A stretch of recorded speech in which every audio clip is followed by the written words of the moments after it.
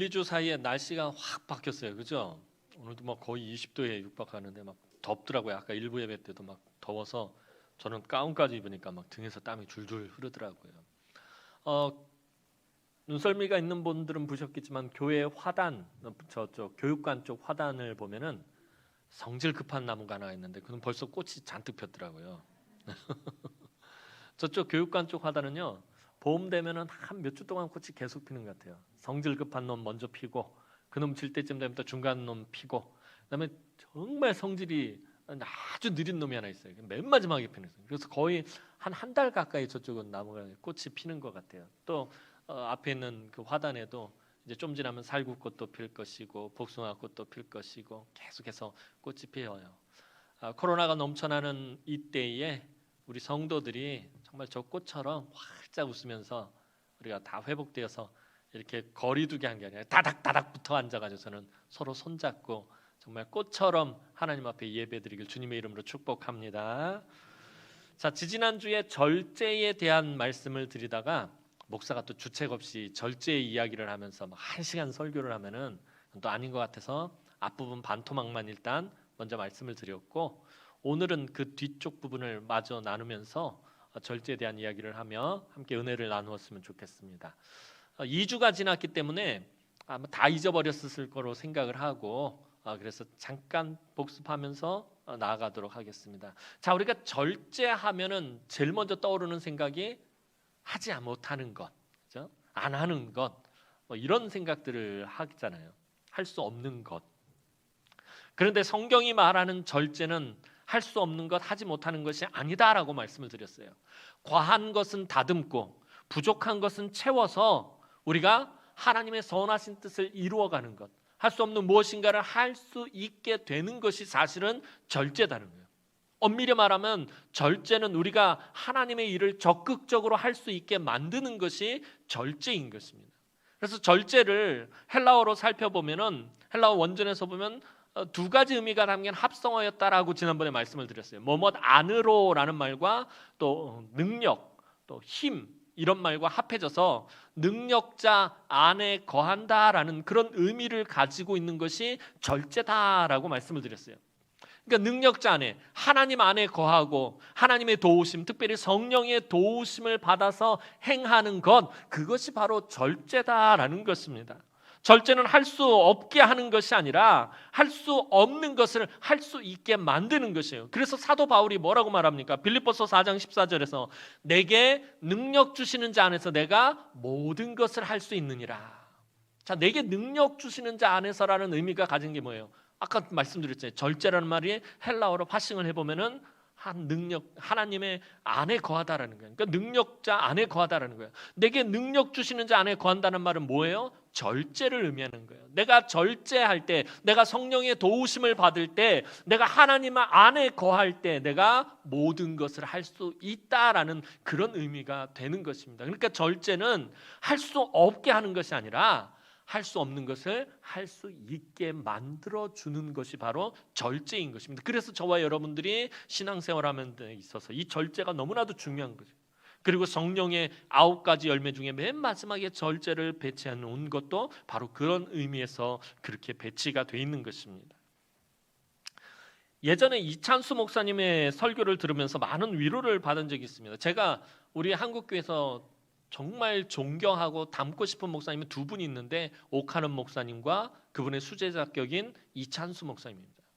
이 두 분은 정말, 오카는 목사님은 이미 돌아가셔서 참 너무 안타까운데, 오카는 목사님하고 이찬수 목사님은 정말 닮고 싶고 정말 존경하고 정말 따라가고 싶은 그런 목사님입니다. 특별히 오카는 목사님 같은 경우에는 많은 목회자들의 스승이라고 불렸던 그런 목사님입니다. 그 오카는 목사님의 수제자 중에 이찬수 목사님이 어느 날 설교하는 것을 제가 듣게 됐는데, 그 말씀을 들으면서 되게 위로를 받은 적이 있었습니다. 목사님도 자녀를 키우면서 여러 가지 에피소드가 있었는데 그 중에 제가 기억하는 한 가지 이야기입니다. 한 번은 주일학교 선생님이 아이들에게 토요일 저녁에 영화를 보여준다고 부모님께 허락을 받아오라고 그랬답니다. 근데 이 선생님이 정말 열심히 아이들을 잘 품고 가르치고 아이들에게 참 헌신적이고 모든 것을 다 쏟아붓는 그런 선생님이었대요. 그래서 그날도 아이들에게 몇 주 전부터 너희들에게 영화를 보여주겠다고 아마 말씀을 하신 모양이에요. 그래서 이제 부모님께 허락을 받아오라고 했답니다. 그런데 이찬수 목사님 자녀도 목사님께 허락을 구했지만 토요일은 주님을 위해 주일을 준비하는 날이기 때문에 안 된다라고 허락하지 않으셨습니다. 목사님의 자녀는 이찬수 목사님의 자녀는 막 울고불고 난리가 났어요. 다른 아이들은 다 되는데 왜 나만 안 되느냐고. 왜 아무개 집사님 아들은 되고 아무개 장로님 아들도 되고 권사님 아들도 되는데 왜 나만 안 되냐라고 항변을 하고서는 자기가 목사의 집에서 자라기 때문에 뭐 일이 하면 안 되는 게 많고 또 억지로 해야 하는 건 왜 이렇게 많냐고 통곡을 하더랍니다. 그 일이 아이에게도 큰 상처가 되었고 이찬수 목사님에게도 큰 상처가 되었습니다. 나중에 아이가 자라서 군대를 갔다 오고 오래간만에 온 가족이 함께 모여서 저녁을 먹게 되었습니다. 그런데 그때 이야기를 꺼내면서 이찬수 목사님 자녀가 그 이찬수 목사님에게 이렇게 말하더랍니다. 아버지, 이찬수 목사의 자녀로 사는 것이 얼마나 힘들고 괴로운지를 아십니까? 라고 말을 했답니다. 그래서 목사님이 이렇게 응수했다고 합니다. 야, 이찬수 목사의 자녀로 사는 것이 그렇게 힘든데 그럼 내가 이찬수 목사로 사는 거 얼마나 힘든 줄 아니? 라고 그렇게 말을 하니까 막 깔깔깔 웃으면서 크게 웃으면서 더 이상 말을 못 하더랍니다. 그리고 저녁 식사를 마무리했다라고 이야기합니다. 그러면서 그 다음날 새벽에 그때 일이 다시 기억이 나서 마음이 많이 울컥하셨던 것 같아요. 왜 나만 안 되냐고. 왜 다른 집은 다 되는데 왜 나만 안 되냐고. 왜 내가 목사 집에 태어나가지고 목사의 집에서 자라면서 이렇게 하면 안 되는 게 많고 또 억지로 해야 되는 건 왜 이렇게 많냐고 했던 그 말들이 생각이 나서 마음이 많이 울컥하고 아팠답니다. 그런데 목사님이 기도하면서 또 생각이 바뀌게 되었다고 해요. 내가 목사로 살아오면서 하나님이 내게 너무 엄격하게 하셔서 성도들은 되지만 나는 하면 안 되는 게 너무 많던 이것. 그래서 때로는 그것이 참 원망스럽고 불평을 했던 것인데 왜 나는 다른 성도들처럼 하면 안 되느냐는 것. 또 나는 왜 이렇게 절제해야 되는 것도 많고 참아야 하는 것도 많고 나는 왜 화를 내서도 안 되고 왜 나는 인내해야 되고 나는 더 거룩하게 살아야 되고 왜 나는 더 경건하게 살아야 되고 뭐 이런 것이 되게 전에는 막 불평스러웠고 되게 원망스러웠는데 갑자기 이것이 그날 새벽에는 너무나도 감사하더랍니다. 이찬수 목사님은 자기의 삶을 마음대로 또 자기 본능대로 살지 않고 절제하며 사는 이것이 하나님 앞에서 얼마나 귀하고 아름다운 삶인지 깨닫게 되어서 그날 새벽에 하나님께 참 많이 감사했다고 합니다. 그로 인해서 절제하는 삶으로 인해서 자기가 조금이라도 하나님 앞에서 더 거룩한 삶을 살 수 있었고 곁길로 가지 않을 수 있었고 또 자기가 실수하지 않았고 죄를 짓지 않았음으로 인해서 그래서 자기가 계속해서 목회 사역을 감당하고 성도들과 함께 교회를 세워갈 수 있음을 참 많이 감사했다고 합니다. 저도 그렇고 대부분의 목회자들이 이런 문제로 한두 번쯤 고민해 보았을 것입니다. 또 목회자가 아니더라도 장로님 가운데서도 엄격하게 신앙생활하는 분들의 자녀들도 이런 문제가 있었을 것입니다. 아버지가 엄격하게 신앙생활함으로 인해서 내가 장로의 아들로 사는 것이 얼마나 힘들고 괴로웠는지 아십니까? 아마 그런 이야기들. 엄마가 권사로 살면서 내가 얼마나 힘들고 얼마나 고통스러운 삶을 살았는지 아냐고. 부모님들이 엄격하게 삶으로 인해서 내가 하면 안 되는 일이 너무 많고 또 내가 억지로 해야 되는 일이 많음으로 인해서 내가 얼마나 힘들었는지 아느냐고 아마 그런 문제로 우리 성도들 가운데서 자녀들하고 갈등이 있었고 또 그런 문제를 경험해 보았을 것입니다. 저도 마찬가지입니다. 목사로서 자녀들을 키울 때 어릴 때 매우 엄하게 키웠어요. 정말 하루라도 회초리를 들지 않은 적이 없었고 정말 못하게 하고 또 절제하게 하고 또 억지로 시키는 것들도 많았습니다. 근데 아이가 저한테 자녀가 셋이 있는데 그 중에서도 유독 큰 놈에게는 매우 엄격했습니다. 아마 첫째라서 더 그랬던 것 같아요. 이 놈을 바로 잡아놔야 둘째, 셋째가 제대로 따라올 수 있다라고 생각을 하고서는 큰 놈한테는 정말 회초리도 많이 들었고 정말 많이 다그쳤고 또 화도 많이 냈고 야단도 많이 쳤던 것 같아요. 너는 목사의 아들이기 때문에 이런 건 하면 안 되고 저런 건 해야 되고 또 요건 싫어도 네가 해야 한다라고 강요 아닌 강요를 하기도 하고 또 매우 엄하게 그렇게 자녀를 키웠습니다. 주일학교에서도 때로는 간식이 부족하면 네가 목사님 아들이니까 양보해라 하며 우리 큰아이 것을 받아다가 다른 아이에게 주곤 했습니다. 그러면 큰 놈은 눈물을 꾹 참고 양보해야 했습니다. 자기는 단지 목사의 아들이지만 그래도 자기도 간식 먹고 싶고 자기도 장난치고 싶고 자기도 하고 싶은 것들이 있는데 단지 목사의 아들이라는 이유 때문에 이런저런 불이익을 당하고 또 피해를 보는 일들이 있었습니다. 그냥 눈물을 꾹 참고 양보해야 하는 일들이 참 많았습니다. 다른 아이들과 똑같이 잘못을 했어도 우리 큰아이는 더 혼나야 했습니다. 목사의 아들이 그러면 되냐 하면서 꼭 그 말이 붙는 그 말이 너무나도 싫었다고 해요. 집에 와서는 저에게 또 혼나야 하고요.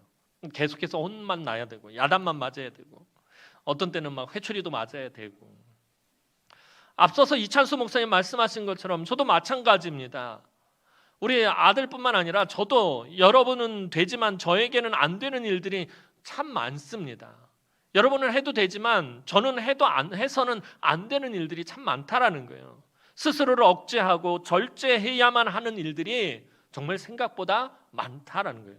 목회를 하면서 제 성격대로, 제 성정대로, 제 성질대로, 내 혈기대로 해서는 목회를 못한다는 거예요. 늘 참아야 되고 절제해야 되고. 사실 제가 성정이 정말 불같은 사람이거든요. 정말 부교육자 시절에도 이 불같은 성정 때문에 사고도 많이 쳤고 그나마 그래도 참 저를 예뻐해 주시는 목사님들 밑에서 제가 있었기 때문에 목사님들이 많이 커버를 해줘가지고 참 잘 버티고 여기까지 온 거예요. 제가 저의 폭력적인 본능과 그 욱하는 성격과 불같은 성정을 절제하지 못했다면은 아마 오늘 이 자리에 서 있을 수 없을 것입니다. 지금도 담임 목사 한지 벌써 지금 8년이 다 돼가지만 지금도 막 불쑥불쑥 불같이 이렇게 올라올 때가 있다라는 거예요. 근데 저와 여러분들 다 경험하지만 그러잖아요. 우리가 정말 그런 감정이라든가 이런 것들을 절제하지 못하고 다 쏟아내면 그때는 속이 후련합니다. 그냥 막 있는 대로 다 퍼부어놓고 나면 그때는 진짜 사이다 한 잔 마신 것처럼 속이 후련한데 그 다음에 마음의 평안이 사라집니다. 매우 고통스러운 시간들이 찾아오게 됩니다. 그런데 우리가 절제하고 참고 견뎌내면 그때는 너무나도 힘들고 괴롭고 고통스럽지만 그 시간이 지나면 평강이 찾아오는 것을 우리는 알게 됩니다. 이게 절제의 능력인 것입니다. 그런데 이 절제한다라는 것이 사실 쉽지 않음을 지지난주에도 말씀을 드렸어요. 감정을 절제한다라는 것이 어디 쉬운 일이겠습니까? 분노 조절 장애라는 것에 대해서 지지난주에도 말씀드렸잖아요. 우리가 막 화나는 것을 참는 것. 근데 이 화나는 것도 내가 정당한 것에 대해서 화를 내는 것도 참아야 된다는 것이 사실 되게 힘들다라는 거예요. 나에게 당위성이 있음으로 인해서 그쪽이 잘못하고 내가 피해자예요. 그래서 내가 당연히 화를 내는 것까지도 우리가 참고 절제해야 된다는 것 쉬운 일이 아니다라는 거예요. 감정뿐이겠습니까? 내가 가진 것, 나의 능력, 나의 생각, 나의 주장, 나의 신념 등 내가 마음대로 내가 자유롭게 할 수 있는 모든 것을 절제한다라는 것이 쉬운 일이 아닙니다. 이건 내가 마땅히 할 수 있는 것, 이건 나에게 정당성이 있는 것, 그런 것까지 절제한다라는 건 내가 자유롭게 할 수 있는 것을 절제한다라는 것, 내가 마음대로 할 수 있는 것을 절제한다라는 건 쉬운 일이 아닙니다. 그럼에도 불구하고 왜 우리는 절제하는 삶을 살아야 하는 것입니까? 우리 성도들도 마찬가지입니다. 성령의 9가지 열매 중에 마지막 열매로 이 절제를 배치하고 우리의 모든 삶을 절제하는 삶을 살게 하시는 주님의 뜻은 도대체 뭐냐라는 것이에요. 저와 여러분은 예수 그리스도를 믿음으로 신분이 바뀐 사람, 변화된 사람들이에요. 죄인이었던 신분이 무엇으로 변화되었죠? 하나님의 자녀로 변화되었다는 거예요. 영접하는 자, 곧 그의 이름을 믿는 자들에게는 무엇을 주신다고요? 하나님의 자녀가 되는 권세를 주셨으니. 영접하는 자, 곧 그 이름을 믿는 자들, 예수 그리스도를 나의 구주로 영접하고 믿는 사람에게는 하나님의 자녀가 되는 권세를 주셨다라고 성경은 말하고 있어요. 그러니까 저와 여러분들, 예수 믿는 저와 여러분들은 하나님의 자녀가 된 사람들입니다. 근데 이 하나님의 자녀가 되었다는 말이 정말 중요한 거예요. 이제 저와 여러분들은 하나님의 자녀가 된 그냥 그걸로만 끝이냐라는 거예요. 아니, 난 예수 믿고 복 받기 위해서, 잘 먹고 잘 살기 위해서, 성공하고 출세하기 위해서, 그래서 하나님의 자녀가 됐던 그런 1차원적인 말이 아니에요. 하나님의 자녀라는 말은요. 하나님의 자녀라는 말을 다시 말하면은 하나님을 아버지로 두었기 때문에 세상 사람들처럼 아무렇게나 막 살 수 없는 사람들이다라는 말이 하나님의 자녀라는 말이에요. 이찬수 목사의 아들이 이찬수 목사님의 아들이기 때문에 함부로 막 살 수 없었던 것처럼 하나님의 자녀란 말은 하나님을 아버지로 두고 있기 때문에 이 세상에서 내가 하고 싶은 대로 내 마음먹은 대로 그냥 아무렇게나 막 살 수 있는 그런 사람들이 아니다라는 말이 하나님의 자녀라는 말입니다. 살다 보면 우리도 세상 사람들처럼 막 그냥 그렇게 편하게 자유롭게 살고 싶다는 생각이 들 때가 있습니다. 왜 우리는 세상 사람들처럼 살면 안 되는 거지? 왜 세상 사람들처럼 먹을 거 다 먹고 마실 거 다 마시고 하고 싶은 거 다 하면서 살면 왜 안 되는 거지? 특별히 여러분들 가족 가운데 믿지 않는 가족이 있으면 이런 문제에 또 부딪히게 됩니다. 믿지 않는 남편, 믿지 않는 자녀들이 있으면 삶 가운데서 반드시 이런 문제에 부딪히게 되어 있다는 거예요. 그때마다 드는 생각이 뭐예요? 그리스도인들은 왜 이리 하면 안 되는 게 많은 거냐? 왜 이리 하면 안 되는 게 많은 거냐는 거예요. 왜 이렇게 절제하는 삶을 살아야 하는 거냐? 이런 생각을 아마 한두 번쯤은 해보셨을 것입니다. 청년들이 성인이 되고 여러분들의 자녀들이 성인이 되고 세상에 나가서 제일 처음 만나는 문제가 술의 문제입니다. 대학이건 직장이건 이 술의 문제가 항상 따라오게 되어 있습니다. 지금이야 술을 강제로 먹이는 문화가 그래도 좀 많이 사라졌지만 예전에는 이 신고식이라고 해서 강제로 술을 먹였습니다. 대학에 들어가면 신입생 신고식이라고 해서, 직장에 들어가면 신입사원 신고식이라고 그러고, 군대 가면은 쫄병 들어왔다고 해서 신고식 한다고 해서 술을 강제로 먹여댔습니다. 그 가운데서 그리스도인이기 때문에, 나는 그리스도인이기 때문에, 난 예수 믿는 사람들이기 때문에 술을 먹지 않는다라고 말을 하며 거절하는 일이 사실 쉽지가 않습니다. 요즘은 옛날처럼 강제성은 없지만 이 술이 요즘은 문화로 그렇게 여겨지기 시작을 합니다. 젊은이들 사이에 이 술이 응원 문화의 한 부분으로 그렇게 자리를 잡고 있어요. 국가대표 축구팀의 시합이라도 있는 날이면, A매치 시합이라도 있는 날이면은 치맥을 시켜서 함께 먹으며 응원을 합니다. 치킨과 맥주를 시켜가지고 이게 환상의 조합이라고 합니다. 저는 못 먹어봐서 몰라요. 웃으시는 분들은 이게 의심이 되는데 입꼬리가 왜 이렇게 살짝 올라가시죠? 목사님, 전 치맥 알아요. 치킨과 맥주를 먹으면서 막 대한민국 그러면서 막 응원하는 건, 목사님 이거 응원, 이건 문화입니다. 응원 문화입니다. 그렇게 말하는 친구들도 있어요. 목사님, 과음을 하는 것도 아니고, 그래서 술을 많이 먹고 막 사고 치는 것도 아니고, 그저 친구들과 함께 신나는 분위기를 좀 내는 것인데 어떠냐라고 그렇게 항변을 합니다. 여러분도 그러잖아요. 여러분들 어느 날 속이 답답할 때 TV에서 맥주 광고하는 거 보면 확 당길 때가 있잖아요. 나만 그러나? 그러잖아요. 보면은 정말 잘생긴 남자 배우가 딱 나오고 정말 예쁜 배우가 나와서 가스 막 그러면서 막 먹고 보면 참 맛있어 보인다. 저거 먹으면 속이 빵 뚫리는, 속이 후련한가? 시원한 청량감 푹 대라 막 그러면 한 번쯤 먹고 싶잖아. 막 안 땡겨요? 저는 좀 경건하지 못해서 그런지 이따금씩 땡길 때가 있어요. 막 속이 답답하면, 야, 저거 먹으면 속이 빵 뚫리면 좋겠다.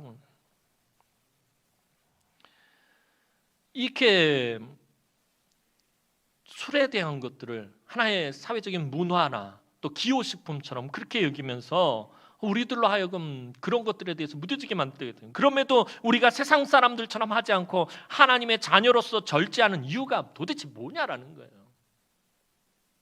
이런 문제, 이 술 문제뿐만 아니라 여러 가지 삶에서 부딪히는 문제들, 이런 거 그냥 자유로우면은 뭐 안 믿는 남편 교회 데려오기도 더 쉬울 것 같고, 안 믿는 자녀들 복음 전하기 더 쉬울 것 같은데 왜 이런 족쇄들이 우리들에겐 채워져 있느냐라는 거예요.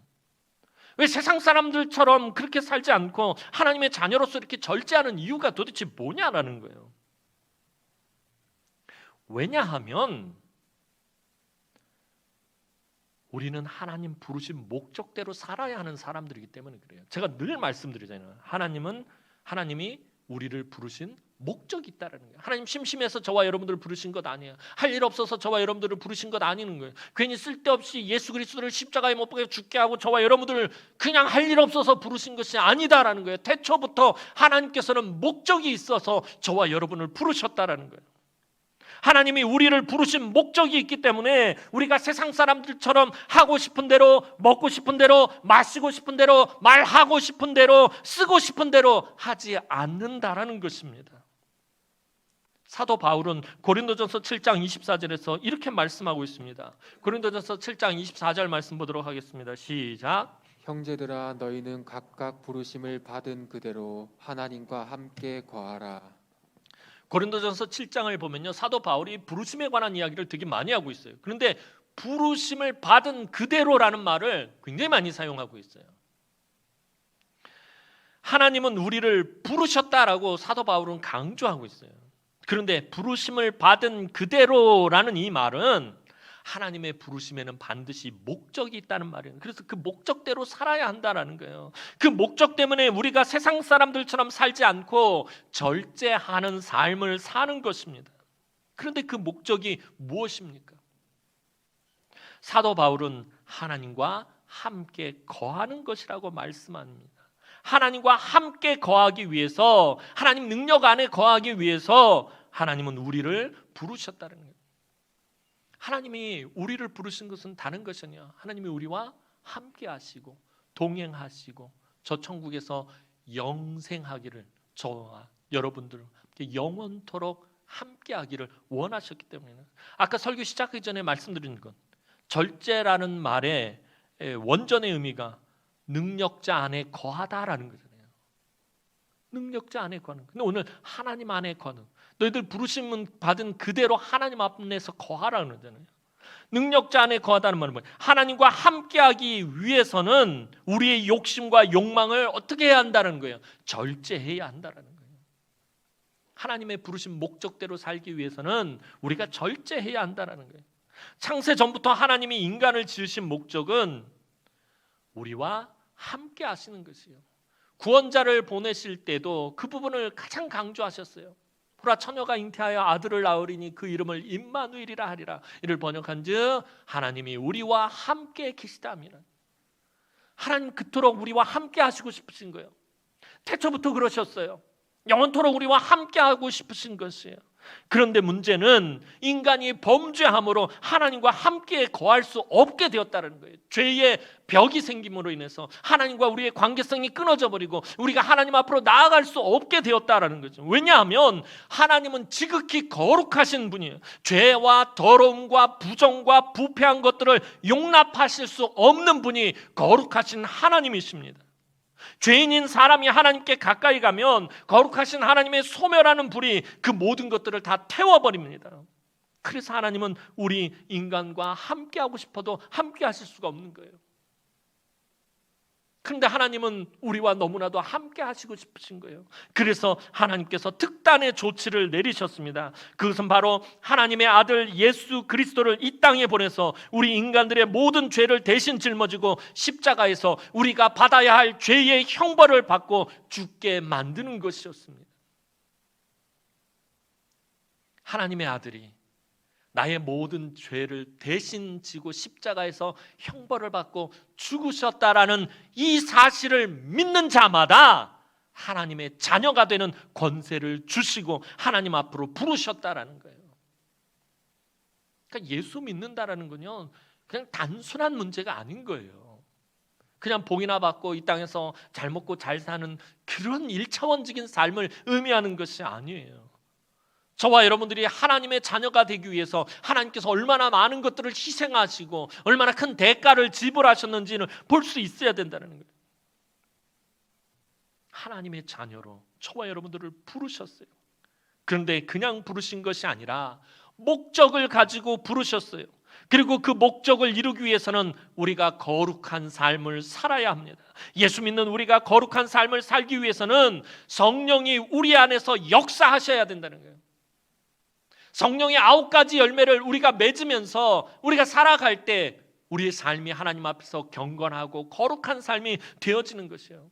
여러분, 성령의 역사가 얼마나 우리에게 중요한지 몰라요. 예수를 믿는 순간 우리 안에 성령이 내주하십니다. 그리고 그 성령이 우리 안에서 강하게 역사하실 때 우리가 비로소 경건하고 거룩한 삶을 살아갈 수 있게 되는 것이에요.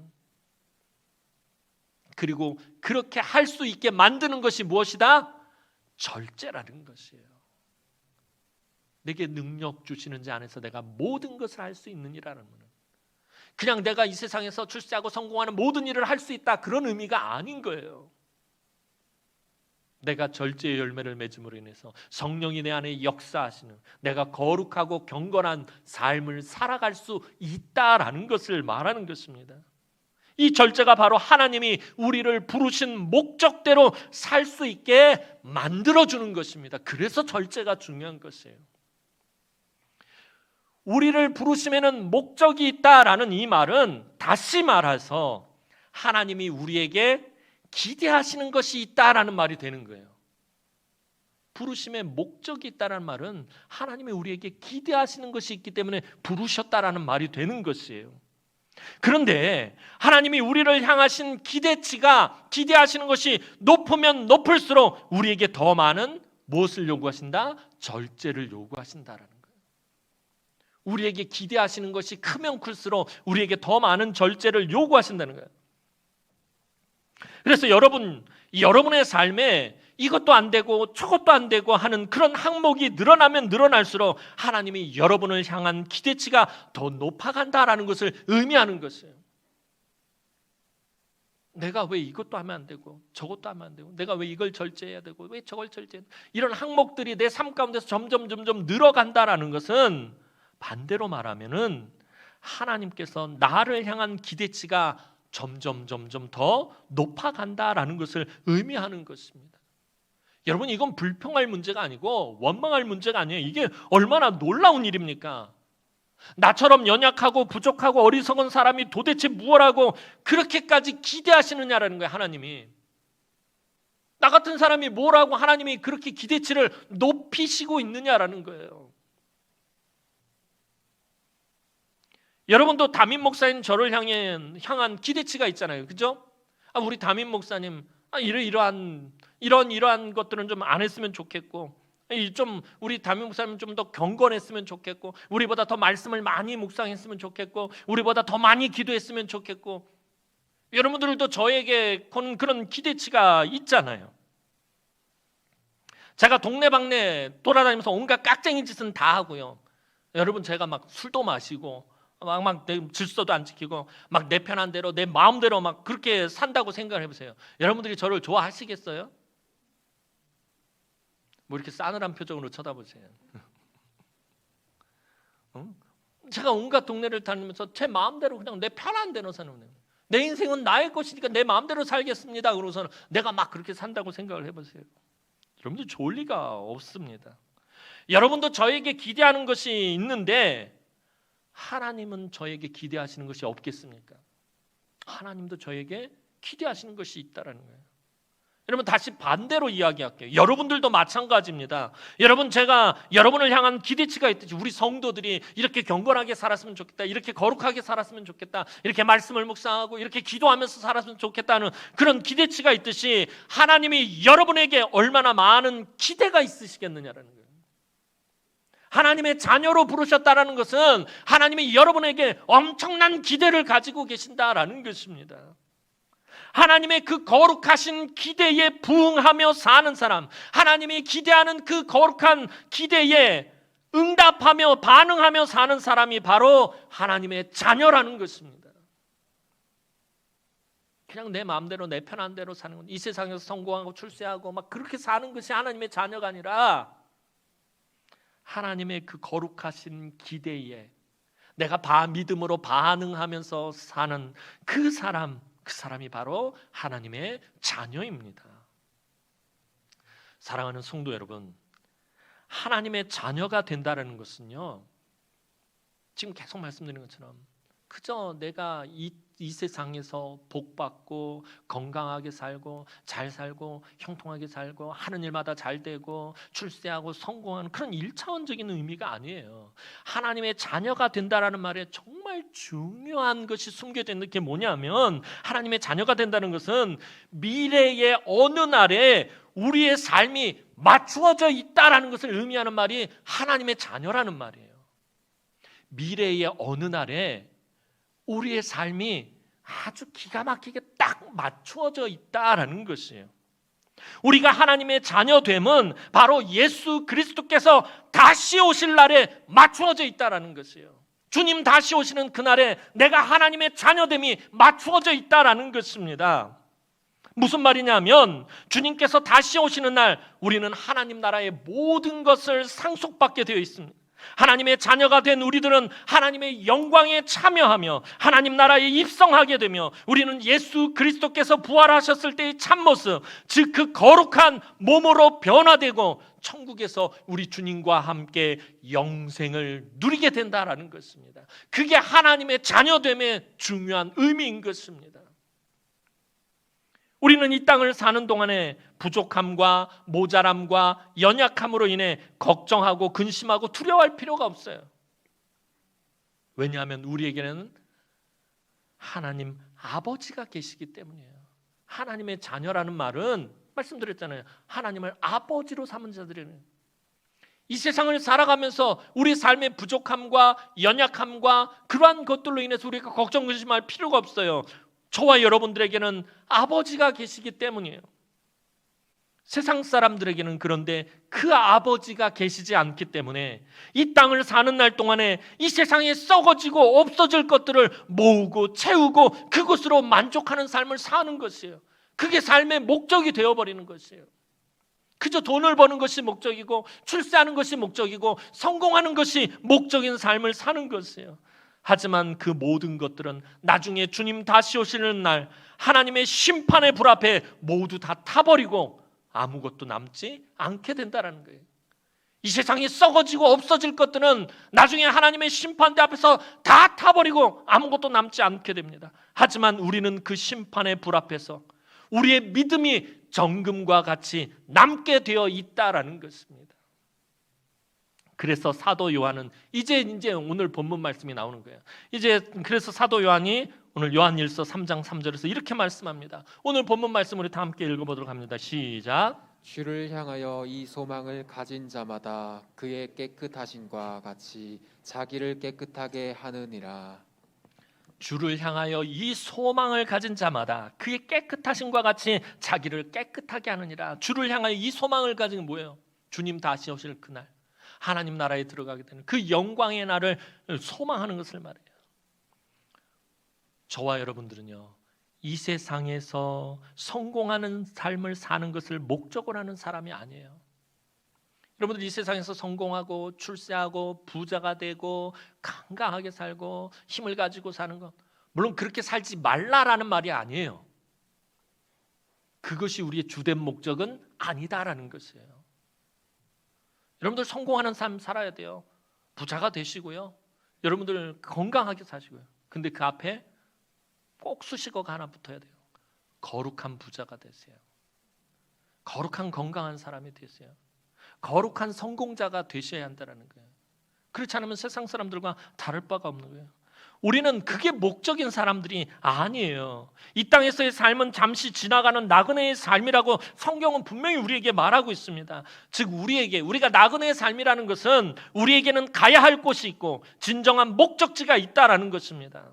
우리의 최후의 목적지는 이 세상이 아니라 바로 하나님 나라입니다. 그래서 하나님의 자녀라는 말이 먼 미래에 어느 시간대에 맞춰 있던 거예요.